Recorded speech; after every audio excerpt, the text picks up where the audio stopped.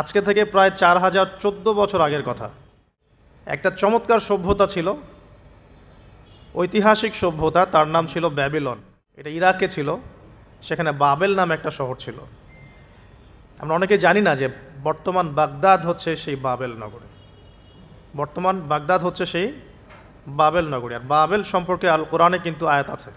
এই নগরীতে প্রায় 4014 বছর আগে একটা ফুটফুটে সুন্দর শিশু জন্ম নেয়। দেখতে খুবই সুন্দর, অমায়িক, দেখলেই মানে মন কেড়ে নেওয়ার মতো সুন্দর। এমন কিছু বাচ্চা থাকে কিন্তু দেখলে আদর করতে ইচ্ছা করে, মন কেড়ে নেওয়ার মতো, ইউনিক, সবার চেয়ে আলাদা। এবং জন্ম নিয়েছে সে এমন একটা পরিবারে, যেই পরিবার তৎকালীন সময়কার যে জালেম শাসক নমরুদ, তার প্রধান পুরোহিত, তার নাম আজার। তৎকালীন বাবেলের শাসনকর্তার নাম হচ্ছে নমরুদ এবং তার প্রধান পুরোহিতের নাম আজার। তার ঘরেই জন্ম নিয়েছেন এই তাওহিদের শেকর ইব্রাহিম আলাইহিস সালাম। আল্লাহ পাকের কি মানে আল্লাহ পাক কি না করতে পারেন।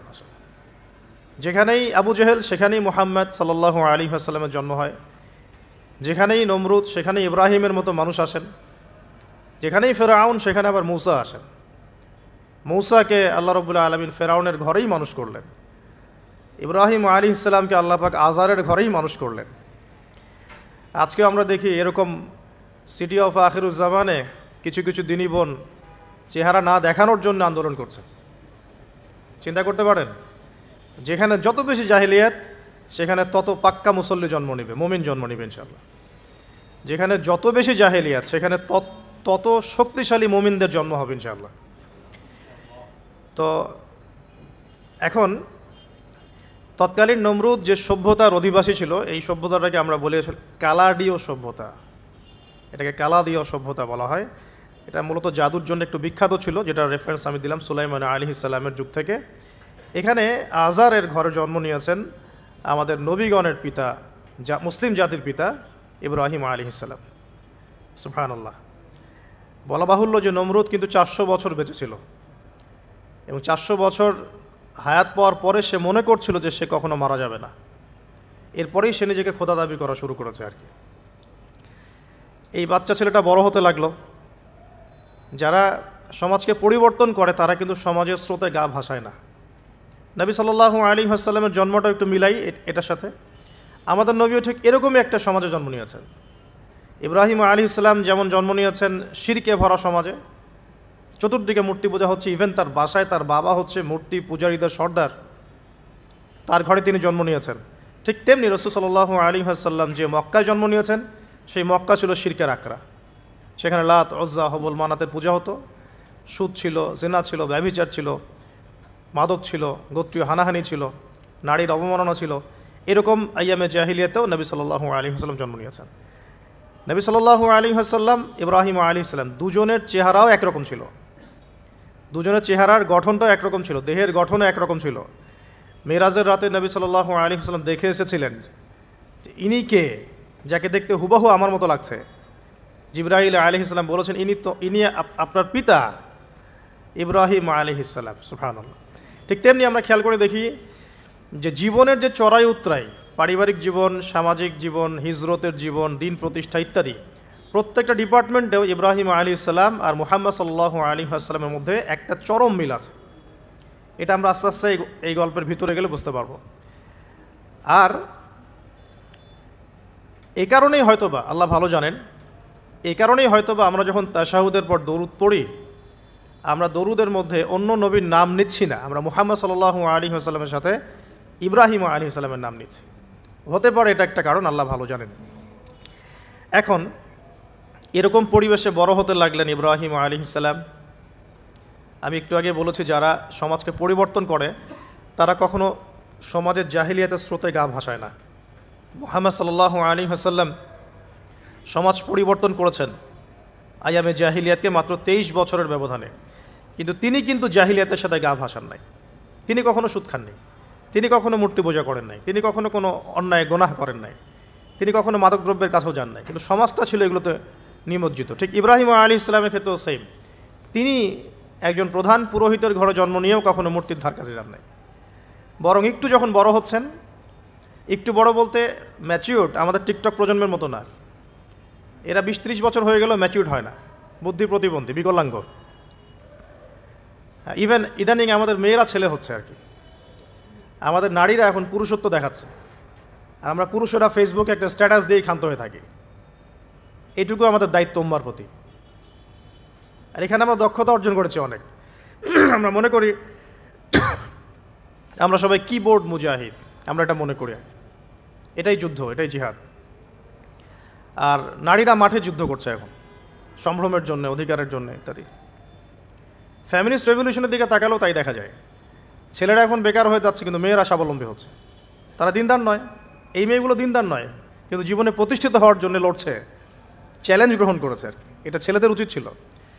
তা আজারের ঘরে জন্ম নেওয়া সেই ইব্রাহিম কিন্তু চ্যালেঞ্জ গ্রহণকারী একটা ছেলে। সে এখন তার পিতাকে বলছেন, কি বলছেন আমরা একটু কোরআনের ভাষা শুনি। আল্লাহ রাব্বুল আলামিন বলেছেন, সূরা মারিয়ামের মধ্যে এসেছে ঘটনাটা 41 থেকে 45 নম্বর আয়াতের মধ্যে। আল্লাহ পাক বলছেন, ওয়াজকুর ফিল কিতাবি ইব্রাহিম বা'দা আউযু বিল্লাহি মিনাশ শাইতানির রাজিম। হে নবী মুহাম্মদ সাল্লাল্লাহু আলাইহি ওয়াসাল্লাম, আপনি এই কিতাবে ইব্রাহিমের ঘটনা বর্ণনা করুন। ইয ক্বালা লি আবিহি, যখন ইব্রাহিম তার বাবাকে বললেন, তার বাবা মানে আজারকে বললেন, ইয়া আবাতি, হে আমার বাবা, লিমা তা'বুদু, তুমি কেন ইবাদত করো এমন সত্তার, মা লা ইয়াসমাউ, যে শুনতে পারে না, ওয়ালা ইউবসিরু, দেখতেও পারে না, ওয়ালা ইউগনি আনকা শাইআ, তোমার কোনো উপকার করতে পারে না। একটা ছেলে যার বয়স হবে 15 থেকে 20 হয়তো বা হাইয়েস্ট, তার কাছে কি এমন জ্ঞান আসলো যে সে তার বাবাকে এখন চ্যালেঞ্জ করছে, তার জ্ঞানতাত্ত্বিক যুদ্ধ শুরু হলো, আদর্শিক যুদ্ধ শুরু হলো বাবার সাথে। হে আমার বাবা, আপনি কেন এমন সত্তার ইবাদত করছেন যে শুনতেও পারে না, অসারতা দেখিয়ে দেওয়া হচ্ছে চোখে আঙ্গুল দিয়ে, দেখতেও পারে না, আপনার তো কোনো উপকারও করতে পারে না, কোনো ক্ষতিও করতে পারে না। ওয়ালাম ইউগনি আনকা শাইআ, ইয়া আবাতি, হে আমার বাবা, ইয়া আবাতি ইন্নী আখাফু আন ইয়ামাসসাকা আযাবু মিনার রাহমানি ফাতাকুনা লিশ-শাইতানি ওয়ালিয়া, হে আমার বাবা, আমি ভয় পাচ্ছি যে আপনার উপরে না আবার আল্লাহ পাকের গজব নেমে আসে এবং আপনি শয়তানের ওলি না হয়ে যান। ওলি মানে কি? বন্ধু, বন্ধু, শয়তানের বন্ধু না হয়ে যান। ইয়া আবাতি ইন্নী ক্বাদ জাআনি মিনাল ইলম মা লাম ইয়াতিকা ফাত্তাবি'নি আহদিকা সিরাতান সাওয়িয়া। কি চমৎকার কথা! ছোট্ট ছেলেটা বলছে, হে আমার বাবা, আমার কাছে একটা জ্ঞান আসছে, জ্ঞান, আমার কাছে একটা জ্ঞান এসেছে যেটা তোমার কাছে আসে নাই। ফাত্তাবি'নি, তুমি আমার অনুসরণ করো। আহদিকা, আমি তোমাকে পথ দেখাবো। সিরাতান সাওয়িয়া, সহজ সরল পথ দেখাবো তোমাকে। সন্তান বাবাকে নসিহত করছে, দেখুন, সন্তান বলছে আমার কাছে এমন জ্ঞান এসেছে বাবা যেটা তোমার কাছে আসে নাই, তুমি আমাকে ফলো করো, আমার অনুসরণ করো, আমি তোমাকে পথ দেখাবো। Ego problem, ego. আজকেও যখন কম বয়সী কোনো মানুষ বেশি বয়সের কাউকে দাওয়াত দিতে যাবে, এরকম প্রবলেম ফেস করতে হবে। তার বাবা কি বলল, কেন ফেস করতে হবে আল্লাহ পাক সেটা বলেছেন সূরা বাকারা, এটা এই সূরাটা সূরা বাকারায় বলেছেন।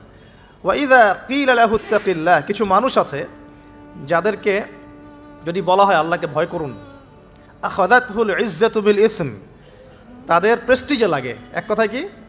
প্রেস্টিজে লাগে, প্রেস্টিজ নষ্ট হয়। আখাযাতহুল ইজ্জাতু বিল ইসম ফাহাসবুহু জাহান্নাম, আল্লাহ বলছেন ওর জন্য জাহান্নামই যথেষ্ট। কত নিকৃষ্ট সেই আশ্রয়স্থল। তো এখনকার সমাজে এই প্রবলেমটা আপনারা ফেস করবেন। যদি আপনার বয়স কম হয়, আপনার কাছে অনেক জ্ঞান থাকলেও মানুষ সমাজের নিতে যাবে না। আপনি ক্রিপ্টোকারেন্সি নিয়ে কথা বলছেন, এক শ্রেণীর ধর্মনেতাই আপনার পিছনে লেগে যাবে।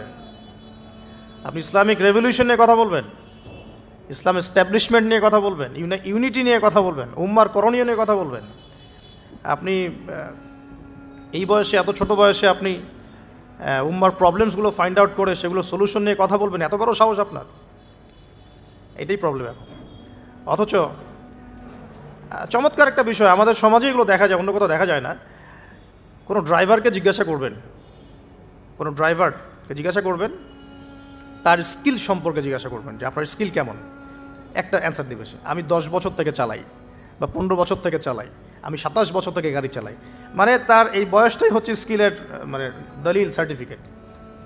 এখন এরকম চলছে দিনী অঙ্গনেও, আমি 20 বছর থেকে ফতোয়া দিই, আমি 32 বছর থেকে ওয়াজ করি, আমি এই করি, আমি সেই করি। এই যে জাহির করা, আল্লামা তাকি উসমানী দায়ামাত বরাকাতু এবং তার যারা ছাত্ররা আছেন সারা উপমহাদেশে, স্পেশালি বাংলাদেশে, তাদের অনেকের সাথে আমি দেখা করেছি। তারা একটা নসিহত সবাই কমনভাবে করেন, দেখি নসিহতটা করেন যে কখনো নিজেকে জাহির করবা না, কখনো নিজেকে জাহির করবা না, তাহলে আল্লাহ তোমার এলেম কেড়ে নিবে।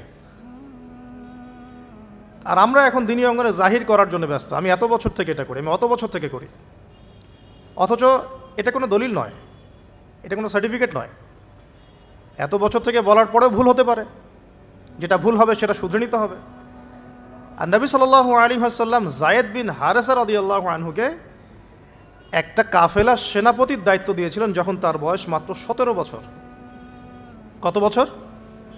17 বছর বয়সী একজন তরুণ সাহাবী যায়েদ ইবনে হারেসা রাদিয়াল্লাহু আনহু, তিনি নেতৃত্ব দিচ্ছেন এমন সাহাবীদের যে সাহাবীরা তার চেয়ে বয়সে অনেক বড়। এমনকি এই অভিযান শেষ হওয়ার আগেই নবী সাল্লাল্লাহু আলাইহি ওয়াসাল্লাম ইন্তেকাল হয়। তার পরবর্তীতে আবু বকর সিদ্দিক রাদিয়াল্লাহু আনহু সেই অভিযান আবার চালানোর চেষ্টা করেন, আবার চালানোর জন্য মনস্থ করেন। তিনি আবার যায়েদ বিন হারেসা রাদিয়াল্লাহু আনহুকেই নেতৃত্ব দেন।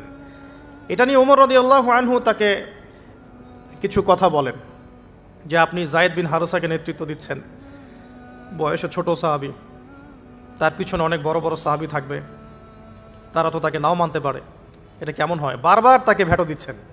শেষমেশ আবু বকর সিদ্দিক রাদিয়াল্লাহু আনহু একটু রেগেই বললেন যে ইস্তা'মালাহু রাসূলুল্লাহ ওয়া আনতা তা'মুরুনি আন আনজি'হু, তাকে স্থলাভিষিক্ত করেছে স্বয়ং আল্লাহর রাসূল, আর তুমি এসে আমাকে বলছো আমি তাকে অপসারণ করব?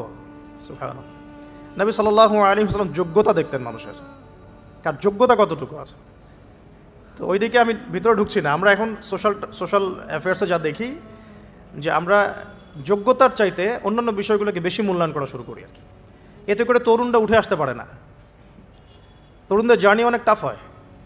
এবং যারা স্পেশালি জেনারেল ব্যাকগ্রাউন্ড থেকে দিনের দিকে আসার চেষ্টা করেন তারা পদে পদে হতাশ হয়, তাদেরকে বুকে নেওয়ার মানুষ খুব কম থাকে।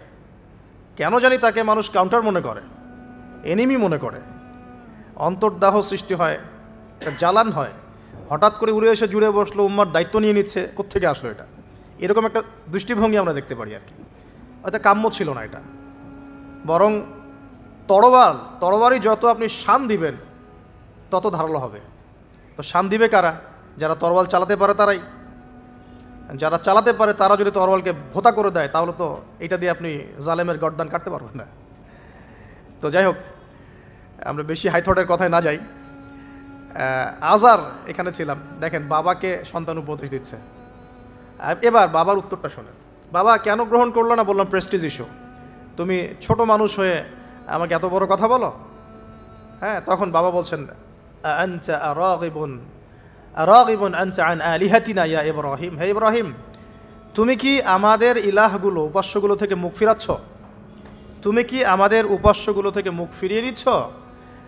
আনতা রাগিবুন আনতা আন আলিহাতিনা ইয়া ইব্রাহিম লা ইল্লাম তানতাহি, যদি বিরত না হও, ঠিক যেমন থ্রেট আমাদেরকে করা হয়, যদি বিরত না হও, লা ইল্লাম তানতাহি লা আরজুমান্নাকা রাহজান মালিয়া।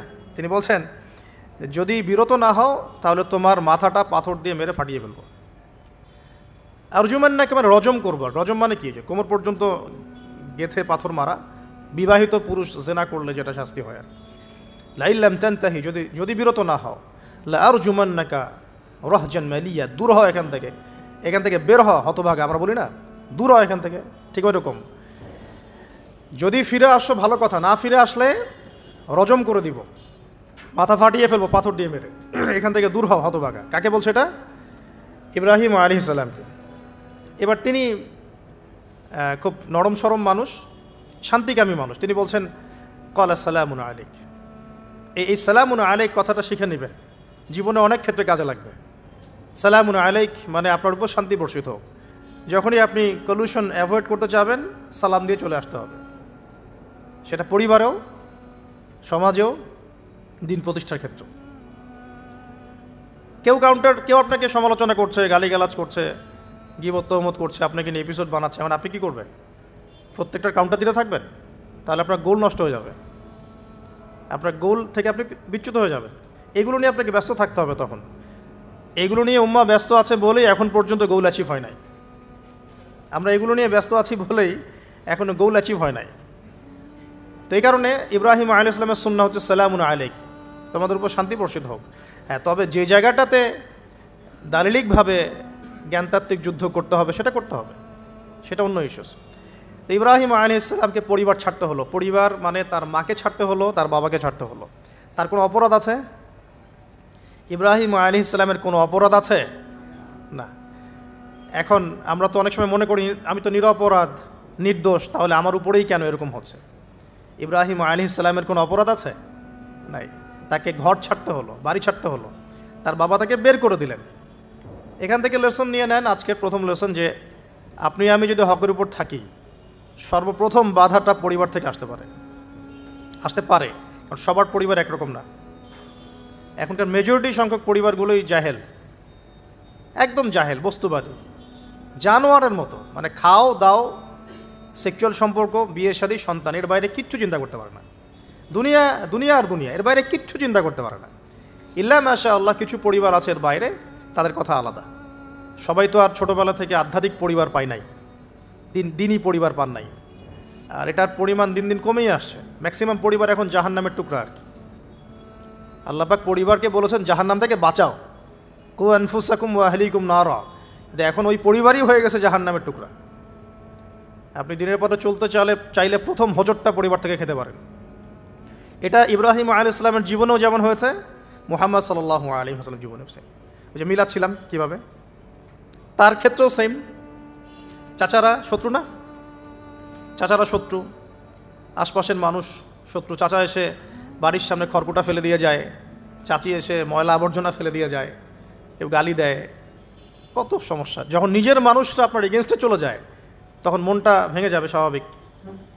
কারণ নিজের মানুষটা, সারা দুনিয়া যদি আপনার বিপক্ষেও থাকে, কাছের কিছু মানুষ আপনার পক্ষে থাকে, তখন আপনি বাসাতে অ্যাটলিস্ট সিংহ, তখন বাসা থেকে এনার্জি নিয়ে বাইরে যুদ্ধ করতে পারবেন।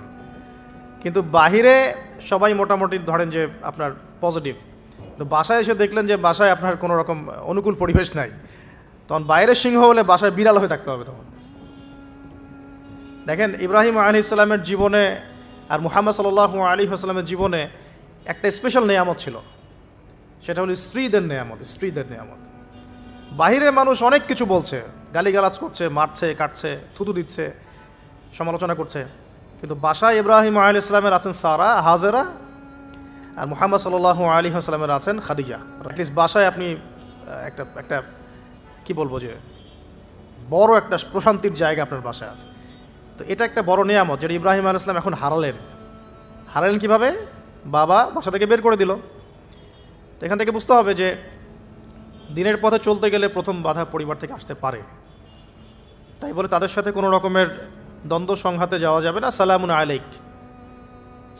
আলাইক, তোমাদের উপর শান্তি বর্ষিত হোক। ইব্রাহিম বলছেন সালামুন আলাইক, হে বাবা আপনার উপর শান্তি বর্ষিত হোক। শুধু তাই না, আরও বলছেন আস্তাগফিরুল্লাকা রব্বি, আমি আপনার জন্য আল্লাহর কাছে ক্ষমা চাইব ইনশাআল্লাহ। ইন্নাহু কানা বি হাফিয়া, তিনি আমার প্রতি খুব মার্সিফুল, আশা করি তিনি আমার দোয়া কবুল করবেন। কিন্তু যখন তিনি জানতে পেরেছিলেন যে তার বাবা শিরকের উপর আছেন, আল্লাহ পাক মাফ করবেন না, সূরা তওবার মধ্যে আছে, তখন থেকে তিনি আর ক্ষমা চান নাই, বাবার জন্য ক্ষমা চান নাই। এবার ইব্রাহিমের সফর শুরু হলো একাকিত্বের সফর। তার মানে একটা বিষয় এটাও শিখতে হবে, হকপন্থীদের সাথে আল্লাহর দেয়া একটা বিশেষ নিয়ামত হচ্ছে একাকিত্ব। হকপন্থীদের লাইফে আল্লাহ পাকের পক্ষ থেকে একটা বিশেষ অনুগ্রহ হচ্ছে একাকিত্ব। মানে একাকিত্ব কেন নিয়ামত বললাম? কারণ একাকিত্ব মানুষকে আল্লাহ চিনিয়ে দেয়। অনেক আলেম দেখবেন যারা জেল খেটে বের হয়েছেন, তারা সবাই একটা কথা বলবেন, জেলখানায় আমরা আল্লাহকে চিনেছি। সব আলেমরা এই কথা বলে যারা ওখান থেকে বের হয়ে আসে। কারণ একাকিত্ব মানুষকে গভীরভাবে ভাবায়, আল্লাহকে পাওয়ায়, আল্লাহর কাছে দোয়া করতে শেখায়, মানুষকে বোঝায় যে আল্লাহ ছাড়া কেউ নয় সাহায্য করার। তো যারা হকপন্থী হয়, একাকিত্ব তাদের বরণ করতেই হয়। এটা মাথায় রেখে পথ চলতে হবে। ইব্রাহিম আলাইহিস সালাম পথ চলা শুরু করলেন। এবার কি হলো, তিনি কি বাসা থেকে বের হয়ে সেই এলাকা, ওই নমরুদের দেশ ছেড়ে চলে গিয়েছিলেন? উত্তর না। প্রথমে তিনি চলে যান নাই, প্রথমে তিনি ওই সমাজেই থেকেছেন, থেকে দাওয়াত দেওয়ার চেষ্টা করেছেন। তিনি ওই সমাজে থেকেছেন, থেকে দাওয়াত দেওয়ার চেষ্টা করছেন, ঠিক মুহাম্মদ সাল্লাল্লাহু আলাইহি ওয়াসাল্লামের মতোই। সমাজের মানুষ যখন নির্যাতন নিপীড়ন করছেন, তিনি কি শুরুতেই সমাজ ছেড়ে বের হয়ে চলে গেছেন? না, 13 বছর দাওয়াত দিয়েছেন। কত বছর? 13 বছর। তো ইব্রাহিম আলাইহিস সালাম সমাজের মানুষকে দাওয়াত দেন। কীভাবে দেন? কোরআনে এভাবে ভাষা আসছে। আমি সূরাগুলোর নাম বলে দিই, আপনারা একটু চেক করে নিন। সূরা আম্বিয়ার মধ্যে আসছে, সূরা সফফাতের মধ্যে আসছে, সূরা আনআমের মধ্যে আসছে। তো তিনি দাওয়াত দেন এভাবে যে ওয়াইজ ক্বালা ইব্রাহিম, যখন ইব্রাহিম বললেন লিআবিহি ওয়া কওমিহি, তার বাবাকে এবং তার কওমকে বললেন, মা হাযিহি তামাসিলুল্লাতী আনতুম লাহা আকিফুন, তোমরা এইসব কি মূর্তির উপাসনা করো, এদের চারপাশে ঘুরতে থাকো, কী সব করো? তো তারা বলে যে নাহনু বাল ওয়াজাদনা আবাআনা কাযালিকা ইয়াফআলুন, আমরা আমাদের বাপ দাদাদেরকে দেখেছি এইভাবেই করতে। তাদের রেফারেন্স কিন্তু এটাই ছিল, কোনো দালিলিক জ্ঞানতাত্ত্বিক যুক্তি বিজ্ঞান দর্শন এখানে নাই। এখানে কি ফিলোসফিটা কি? বাপ দাদাদেরকে দেখেছি করছে। তো এটা দিয়ে আবার অনেক সময় বাংলাদেশে আবার একটা ট্রেন্ড চালু করা হয়েছে যে তোমরা দীর্ঘদিন 1200 বছর থেকে যে ইসলামটা ফলো করে আসছো ওটা ভুয়া, আমরা যেটা নতুন মডারেশন দিচ্ছি এটাই সঠিক। এই দলিল সেম না। এখানে অমুসলিমদেরকে দাওয়াত দেওয়া হচ্ছে। অমুসলিমরা বলছে যে আমরা বাপদাদাদেরকে দেখেছি যে তারা এইভাবেই মূর্তি পূজা করতো, আমরা তাই করি। এটার সাথে কি হানাফি মাযহাবকে মিলাবেন আপনি? হ্যাঁ, হানাফি মাযহাব বাপদাদা থেকে চলে আসে, ভুয়া, নতুন যেটা দিচ্ছি এটাই সঠিক। আস্তাগফিরুল্লাহ। তো আমরা হাত চেঞ্জ করাটাকে এখন মনে করি হিন্দু থেকে মুসলমান হইলাম মনে হয়, হাত বদল করাটাকে মনে হয় যে হিন্দু থেকে মুসলমান হয়েছি মনে হয়। গভীরে ঢোকেন, ওলামায়ে কেরামদের মানে দার্সে গিয়ে বসে গভীরে ঢুকলে বুঝতে পারবেন যে ইসলামিক স্কুল অফ থটগুলা প্রত্যেকটারই ভিত্তি আছে, এগুলোর গভীর শেকড় আছে, ভিত্তি আছে। আল্লাহ, রাসূল এবং রাসূলের সাহাবীগণ, এই তিনটাকেই মানতে হবে। আপনি যদি বলেন যে আমি সাহাবীদেরকে মানি না, খালি আল্লাহ এবং রসুলকে মানি, তাহলে আল্লাহকে রসুলকে মানতে পারবেন না। সাহাবীদের অনুসরণ না করলে রসুলকে ফলো করতে পারবেন না। তো ওইটা আজকের ইস্যু না, এটা ফিকহি অনেক ব্যাপার, গভীর ব্যাপার, এটা অন্যদিন কথা হবে। এই দলিল কিন্তু সেম করা যাবে না আবার, যে আমরা বাপ দাদা থেকে দেখে আসছি তোমরা নামাজ এইভাবে পড়ো, এই নামাজ ওই দলিল চলবে না, আমারটা ঠিক, এটা ঠিক না। নামাজ যেটা পড়ে আসে তারা এটা ঠিক আছে, এর প্রত্যেকটা দলিলের মধ্যে অথেন্টিসিটি আছে। এরকম করে সমাজে ফিতনা ছড়ানো ঠিক হবে না, বিভ্রান্তি ছড়ানো ঠিক হবে না। এখন আসুন ইব্রাহিম আলাইহিস সালামকে কি আনসার দিচ্ছেন? আমরা আমাদের পিতা মাতাদেরকে দেখেছি, বাপ দাদাকে দেখেছি এরকম তাওয়াফ করতে, মূর্তির চারপাশে পূজা করতে, নজর দিতে। তো ইব্রাহিম আলাইহিস সালাম বলছেন যে হাল ইয়াসমাউনাকুম, এই মূর্তিগুলো কি তোমাদেরকে শুনতে পারে? ইয তাদউন, যখন তোমরা একে ডাকো। হাল ইয়ানফাউনাকুম, তোমাদের কোনো উপকার আসতে পারে? আও ইয়াদুররুকুম, তোমাদের কোনো ক্ষতি করতে পারে? তার দলিলগুলো কিন্তু অকাট্য। ইব্রাহিম আলাইহিস সালামের দলিলগুলো কিন্তু এখানে, যুক্তিগুলো কিন্তু অকাট্য। আসলে কি সে শুনতে পারে? আসলে কি সে দেখতে পারে? আসলে কি সে তোমার উপকার করতে পারে? তাদের কিন্তু কিছু বলার নাই এখানে। তারা বলছে বাল ওয়াজাদনা আবাআনা কাযালিকা ইয়াফআলুন, আমাদের পিতা মাতা বাপ দাদাদেরকে দেখেছি এইভাবেই করতে। ইব্রাহিম আলাইহিস সালাম বলছেন যে ইন্নাকুম আনতুম লাফি দালালিম মুবিন, তোমরা তো সুস্পষ্ট বিভ্রান্তির মধ্যে আছো তাহলে। তো এরকম আরও অনেক আয়াত আছে সূরা সফফাতের মধ্যেও, ওয়া ইন্না মিন শিআতিহি লা ইব্রাহিম ইয জাআ রাব্বাহু বিকলবিন সালিম ইয ক্বালা লিআবিহি ওয়া কওমিহি মাযা তা'বুদুন, তোমরা কিসের ইবাদত করো? আইফকান আলিহাতান দুনাল্লাহি তুরিদুন, তোমরা কি আল্লাহ সম্পর্কে মিথ্যা আরোপ করতে চাচ্ছ? ফামা যন্নুকুম বিরব্বিল আলামিন, আল্লাহ রাব্বুল আলামিন সম্পর্কে তোমাদের কি ধারণা? এভাবে তিনি তার কওমকে দাওয়াত দিতে লাগলেন। কিন্তু তাদের কওমের দলিল একটাই ছিল, বাপ দাদাদেরকে দেখেছি এভাবে মূর্তি পূজা করতে, তাই করি। সনাতন, এটা ছিল কি? সনাতন থটস। অথচ সর্বপ্রথম এটা শুরু হয় কোন নবীর আমল থেকে? নূহ আলাইহিস সালাম। নূহ আলাইহিস সালামের যুগের মানুষ সর্বপ্রথম এই মূর্তি পূজা শিরক করেছে। এর আগে মূর্তি পূজা ওয়ার্ল্ডে ছিল না, নূহ আলাইহিস সালামের যুগ থেকে শুরু হয়েছে। তাহলে এটাকে আমরা সর্বোচ্চ পর্যায়ে সনাতন বলতে পারি না। তারও আগে যে সময় চলে গেছে, ওই সময় মানুষ তাওহীদপন্থী ছিল, আদম আলাইহিস সালামের যুগে, তখন মানুষ এই কাজ করতো না। শুরুটা কেমন করে হলো? ভালো উদ্দেশ্যেই শুরু হয়েছিল, ভালো মনে করে। কেমন? যে মানুষ এরকম চিন্তা করে নিয়েছিল যে এই মানুষগুলো লাত, উজ্জা, হবল, ইয়াগুথ, ইয়াউক, নাসর, এই ভালো মানুষগুলো আল্লাহর খুব নেককার বান্দা ছিলেন। তাদের স্ট্যাচু তৈরি করা যায়, তৈরি করলে কি হবে? এগুলোকে দেখলে আমাদের আগ্রহ জন্মাবে ইবাদত করার ব্যাপারে। এটা ছিল ওদের থটস।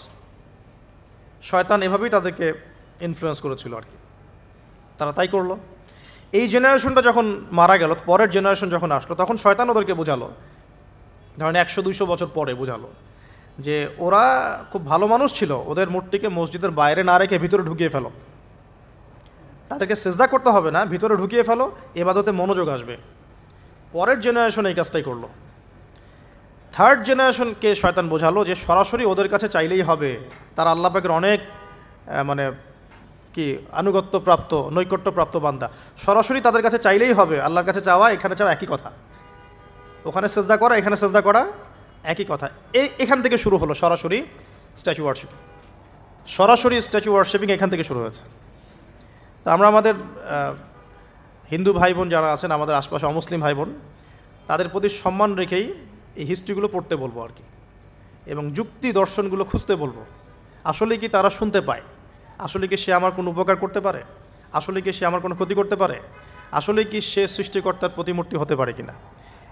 তো আমরা এটা আহ্বান জানাবো, আমরা কারো ধর্মীয় অনুভূতিতে আঘাত করব না। ইসলাম আমাদেরকে এটা শেখায় না। ইসলাম এটা শেখায় যে মানুষকে হিকমার সাথে প্রজ্ঞার সাথে দাওয়াত দেয়া, যাতে করে তারা জাহান্নামের রাস্তা থেকে ফিরে আসতে পারে ইনশাআল্লাহ। এখন আসুন, আরও একটা দাওয়াত ইব্রাহিম আলাইহিস সালাম তার কওমকে দিলেন। সেটা কি? এবার এখানে সমাজের মানুষের সাথে ওই সমাজের ধর্ম নেতারাও ছিল। সমাজে কিন্তু কয়েক শ্রেণীর মানুষ থাকে, মানে সামাজিক নেতা, ধর্মনেতা, রাষ্ট্রনেতা। তো রাষ্ট্রনেতা পর্যায়ে এখনও ইব্রাহিম আলাইহিস সালাম যান নাই, এখন সমাজ নেতা আর ধর্মনেতা চলছে আর কি। এবার ধর্মনেতা আসলো, এসে ধর্মনেতারা তাকে বোঝানোর চেষ্টা করলো যে এই আসমানের তারা, চাঁদ, সূর্য, প্রকৃতি, গাছপালা, এগুলোও ইলাহ, এগুলোর ইবাদত করা যায়। এই ঘটনা আল্লাহ রাব্বুল আলামিন সূরা আনআমের মধ্যে বলেছেন। তো ইব্রাহিম আলাইহিস সালামকে তারা দেখাচ্ছে, এটা আরবীয় একটা কাব্যিক ভাষায় কোরআনে এসেছে, চমৎকার ভাষায়, যে ফালাম্মা জান্না আলাইহিল লাইল, যখন তার উপর রাত আচ্ছাদিত হলো, রাআ কাওকাবা, তখন ইব্রাহিম আলাইহিস সালাম কি দেখলেন? আকাশে তারা দেখলেন। ঠিক আছে, তারা দেখলেন। মূর্তি পূজার এখানেই আছে, ধর্মনেতারাও এখানেই আছে। তো তিনি বলছেন হাযা রব্বি, এটা আমার রব। ফালাম্মা ফালা, যখন তারকাগুলো অস্তমিত হলো, ক্বালা লা উহিব্বুল আফিলিন, আমি তো অস্তমিত যাওয়া জিনিসকে পছন্দ করি না। রব তো অস্তমিত যাবে না, এখানেও যুক্তি লাগবে, তো আমার ফিলোসফি লাগবে, আমার এখানে দর্শন লাগবে, এখানে তো আমাকে মানে প্রজ্ঞা দিয়ে বোঝাতে হবে। এটা তো অস্তমিত হয়ে গেল, এটা তো রব হতে পারে না। ফালাম্মা রাআল কামারা বাযিগান, যখন সে চাঁদকে দেখলো জলজল করছে একদম। আর এখনকার চাঁদ দেখা আগের চাঁদ দেখা তো এক না, এখন তো আমরা চাঁদের আলোই খুঁজে পাই না, তখনকার চাঁদ তো অন্যরকম। বাযিগান মানে জলজল করছে। তখন তিনি বললেন হাযা রব্বি, এটা আমার রব। তখন ফালাম্মা ফালা, যখন এটাও অস্তমিত হয়ে গেল, তিনি বলছেন লাইল্লাম ইয়াহদিয়ানি রব্বি লাকুনান্না মিনাল কওমিদ দাল্লিন, আল্লাহ যদি আমাকে হেদায়েত না দেন তাহলে আমি এই দল্লিনদের অন্তর্ভুক্ত হয়ে যাব। ইব্রাহিম আলাইহিস সালাম বলছেন ফালাম্মা রাআ শামসা বাযিগাতান, যখন এবার সূর্যকে দেখলেন দিনের বেলা, এটা তো আরও বড়। হাযা রব্বি হাযা আকবার, এটা আমার রব, এটা সবচেয়ে বড়। হাযা আকবার, এটা সবচেয়ে বড়। ফালাম্মা ফালাত, এটা যখন অস্তমিত হয়ে গেল, তখন তিনি বলছেন এই কথাটা যে ইয়া কওমি ইন্নী বারিউম মিম্মা তুশরিকুন, হে আমার কওম, তোমরা যেগুলোকে দিয়ে আল্লাহর সাথে শরিক করছো, এখান থেকে আমি আমার চেহারাকে ফিরিয়ে নিলাম। সুবহানাল্লাহ। তখন তিনি এই কথাটা বলেন ইন্নী ওয়াজ্জাহতু ওয়াজহিয়া লিল্লাযী ফাতারাস সামাওয়াতি ওয়াল আরদা হানিফাও ওয়া মা আনা মিনাল মুশরিকিন, আমি আমার চেহারাকে ফিরিয়ে নিচ্ছি এই আসমান সমূহ এবং জমিনের সৃষ্টিকর্তার দিকে, এবং আমি মুশরিকদের অন্তর্ভুক্ত নই।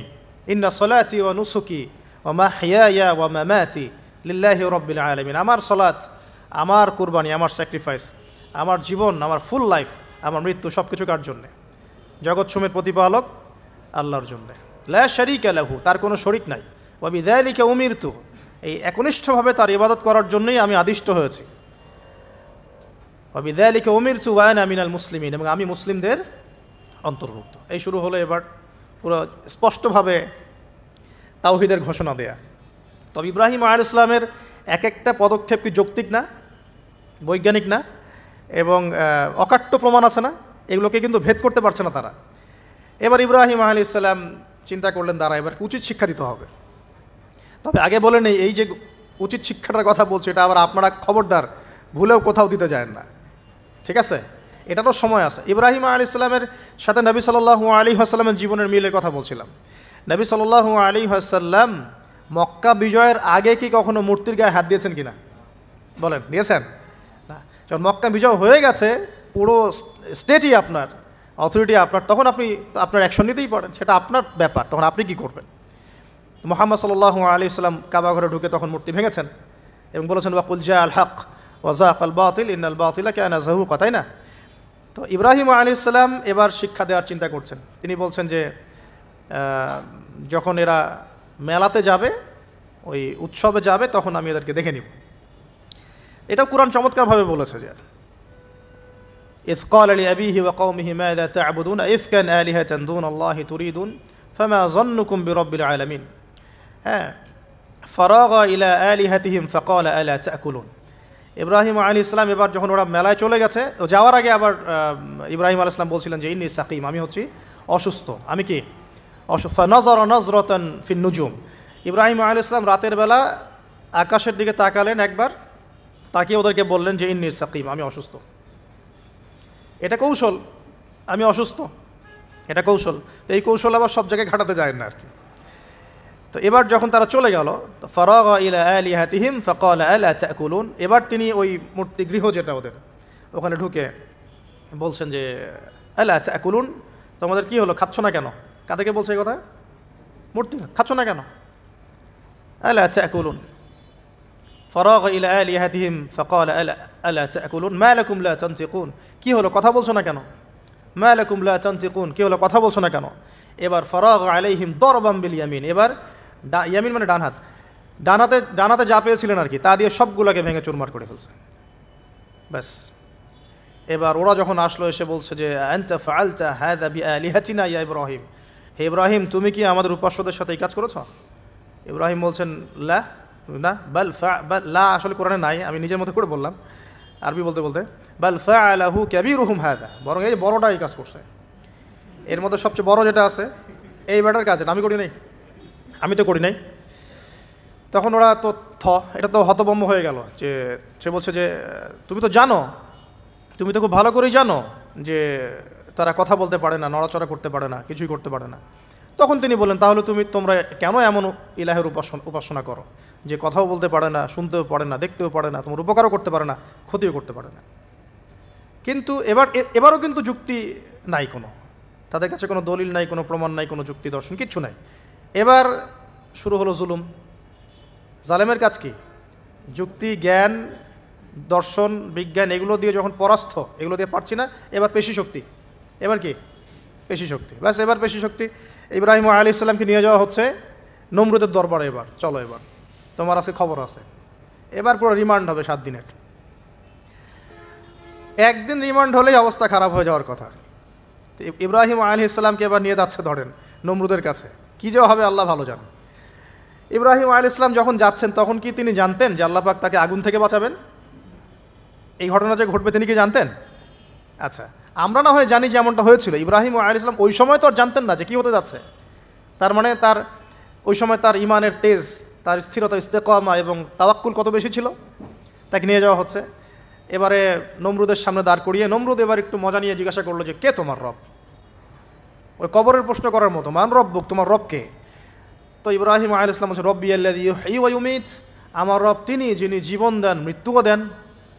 এবার নমরুদ বলছে ক্বালা আনা উহয়ী ওয়া উমীত, আমি তো জীবন দিই আর মৃত্যু দেই। কীভাবে? একজন যাবজ্জীবনপ্রাপ্ত আসামিকে ডেকে নিয়ে ছেড়ে দিল, দিয়ে বললো যে জীবন দিলাম। আর একজন আসামিকে ডেকে তৎক্ষণাৎ মৃত্যুদণ্ড দিয়ে মৃত্যু দিলাম। তো ইব্রাহিম দেখলেন আলাইহিস সালাম এ তো মোটা বুদ্ধির মানুষ, কারণ যে যত বড় জালেম হয় তার বুদ্ধি তত মোটা হয়, কিন্তু এটা মাথায় রাখবেন। ফেরাউনের মতো জুলুম মানুষের বুদ্ধি লোপ করে দেয়, আর শিরক মানুষের মধ্যে ভয় সঞ্চার করে। যখন আপনি শিরক করতে থাকবেন মনে খুব ভয় কাজ করবে। এবং মুশরিক বাহিনী কখনো ইসলামের বিজয় লাভ করতে পারে নাই। যে মুসলিম সেনাবাহিনীর মধ্যেও শিরক ছিল না, ওরা যুদ্ধের মাঠে পরাজিত হয়ে গেছে। ইতিহাস ঘাটবেন, মুসলিম যে সেনাবাহিনীর মধ্যে শিরক ছিল ওই সেনাবাহিনী পরাজিত হয়ে গেছে। আবার অল্প গুটি কয়েক সেনাবাহিনী তারা তাওহীদপন্থী ছিল, তারা জয়লাভ করেছে। ইতিহাস ঘেটে দেখবেন। তো জুলুম কী করে? বুদ্ধি লোপ পায়। নমরুদের বুদ্ধি লোপ পেয়ে গেল। তো ইব্রাহিম আলাইহিস সালাম বলছেন রব্বি আল্লাযী ইউহয়ী ওয়া ইউমীত, এ তো এটা বুঝলো না। তাহলে ইন্নাল্লাহ তাআলা ইন্নাল্লাহ ইয়াতি বিশ-শামসি মিনাল মাশরিক ফাতি বিহা মিনাল মাগরিব। ইব্রাহিম আলাইহিস সালাম বলছেন যে আল্লাহ রাব্বুল আলামিন, আমার আল্লাহ তিনি পূর্ব দিক থেকে সূর্য ওঠান। তো তুমি যদি ইলাহ হয়ে থাকো তাহলে পশ্চিম দিক থেকে উঠাও। এটা আরও বড় অকাট্য দলিল হলো। তার অবস্থাটা আল্লাহ ব্যাখ্যা করছেন এভাবে, আল্লাহ বলছেন ফাবুহিতাল্লাযী কাফার, কাফের একদম হতভম্ব হয়ে গেল। একদম হতভম্ব হয়তো লাভ নাই, বেশি শক্তি আছে আমার, তোমার যুক্তি বিজ্ঞান দর্শন থিওরির তো আমার দরকার নাই, তোমার দিনের জ্ঞানের এলিমেন্ট তোমার দরকার নাই, তোমার ওয়াজ নসিহতের আমার দরকার নাই, আমার কাছে কি আছে? বেশি শক্তি আছে, পিটায় সব সিধা করে ফেলাবে একেবারে। ব্যাস ইব্রাহিম আলাইহিস সালামের জন্য বলছে ফাআল হাররিকুহু ওয়ানসুরু আলিহাতাকুম, একে জ্বালায় দাও, পুরায় দাও, একে জ্বালায় পুরায় দাও, তোমাদের ইলাহদেরকে সাহায্য করো। আল্লাহ পাক অন্য জায়গায় বলছেন যে ফাআরাদু বিহি কাইদান ফাজআলনাহুমুল আসফালিন, তারা ইব্রাহিম আলাইহিস সালামকে নিয়ে একটা বিশেষ বড় একটা কৌশল করলো। এই কৌশলটা কি ছিল? তাকে অগ্নিকুণ্ডের মধ্যে ফেলে দেওয়ার একটা চেষ্টা করলো, আগুন জ্বালিয়ে রাখলো, বলা হয় 40 দিন, এগুলো হিস্ট্রি বা তাফসীরুলতে আসছে, আমি just Quran text to the point বলছি। তো আগুন দাউ দাউ করে জ্বলতে লাগলো, ওই ব্যাবিলন ওখানকার সব মানুষ দেখছে বিষয়টা। তো ইব্রাহিম আলাইহিস সালামকে ফেলে দেওয়া হবে। দেখেন, যখন ফেলে দেওয়া হবে তখন কি ইব্রাহিম জানতেন যে তিনি আগুনে পুড়বেন না? তিনি তাহলে প্রস্তুত ছিলেন, তিনি তখন জীবন দেওয়ার জন্য প্রস্তুত ছিলেন। ঠিক আছে, এখন তাকে ফেলে দেওয়া হচ্ছে, ঠিক ওই সময়ে জিবরাইল আলাইহিস সালামের আগমন। সুবহানাল্লাহ। তিনি এসে বলছিলেন যে আমার কাছে কোনো হাজত আছে নাকি আপনার? তখনও ইব্রাহিম আলাইহিস সালাম বলেছেন আপনার কাছে আমার কোনো হাজত নাই, হাসবি আল্লাহ ওয়া নি'মাল ওয়াকিল। এই যে কথাটা আমরা বলি হাসবুন আল্লাহ ওয়া নি'মাল ওয়াকিল, হাসবি আল্লাহ ওয়া নি'মাল ওয়াকিল, ইব্রাহিম আলাইহিস সালাম বললেন আল্লাহই আমার জন্য যথেষ্ট এবং তিনিই আমার উত্তম কর্মবিধায়ক। ব্যাস এরকম মোমেন্টে বান্দা যখন আল্লাহকে এভাবে চাবে, আল্লাহ রব্বুল আলামিন না এসে পারবেন? কখনোই পারবেন না ইনশাআল্লাহ তাআলা। তখন আল্লাহ রব্বুল আলামিনের আদেশ চলে আসলো, ইয়া নার, হে আগুন, কুনি বারদান ওয়া সালামান আলা ইব্রাহিম, ইব্রাহিমের জন্য ঠান্ডা হয়ে যাও, শীতল ঠান্ডা হও, মানে খুব শীতল না, আবার আরামদায়ক শীতল ঠান্ডা হয়ে যাও। সুবহানাল্লাহ।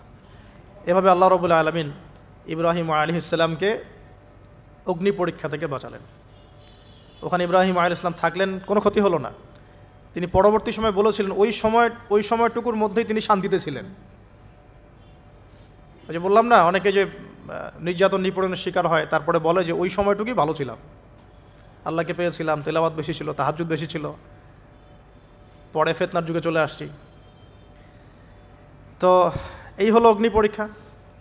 এরপরে কমকে দাওয়াত দেওয়ার হলো না, সেখান থেকে চলে যেতে হলো। ওই যে অগ্নি পরীক্ষা ইব্রাহিম আলাইহিস সালামকে এখানে দিতে হয়েছে, ওই রকম পরীক্ষা আমাদের নবী সাল্লাল্লাহু আলাইহি ওয়াসাল্লামকে দিতে হয়েছে তায়েফের মাঠে, দিতে হয়েছে বদরের মাঠে, উহুদের মাঠে। এখানে আল্লাহ পাক ফেরেশতা নামিয়ে দিয়েছেন সাহায্যের জন্য, বদরের মাঠে দেখেন, উহুদের মাঠে আল্লাহ পাক ফেরেশতা নামিয়েছেন সাহায্যের জন্য। একদম হুবাহুমিল পাবেন আপনি জিনিসগুলো, খালি বাসিরা থাকলেই হবে, ধরতে পারলেই হবে জিনিসগুলো। জানাজা শুরু হয়ে যাচ্ছে, ওযু করতে গেলে নামাজ শেষ হয়ে যাবে, এই মুহূর্তে ওযু না থাকলে করণীয় কি? জানাজা যদি ওযু করতে গেলে আর পাওয়া যাবে না এরকম হয়, তাহলে তায়াম্মুম করে জানাজা পড়া যাবে। আর যদি ওযু করে আপনি জানাজা পাবেন মনে হয়, তাহলে সেক্ষেত্রে ওযু করে আপনি জানাজা পড়বেন। যখন সুদ সম্পর্কে ধারণা ছিল না, তখন ব্যাংকে কিছু টাকা রাখা ছিল। এখন সুদের অংশ কি করা উচিত? ঋণগ্রস্ত আত্মীয়কে দেওয়া যাবে কিনা? হ্যাঁ, দিতে পারেন। ঋণগ্রস্ত আত্মীয়কে ঋণ পরিশোধের জন্য ওই সুদের টাকাগুলো দান করে দিতে পারেন, এবং নিজের অজান্তে হয়ে থাকলেও আল্লাহর কাছে তওবা এবং ইস্তিগফার করবেন, আল্লাহ যেন মাফ করে দেন।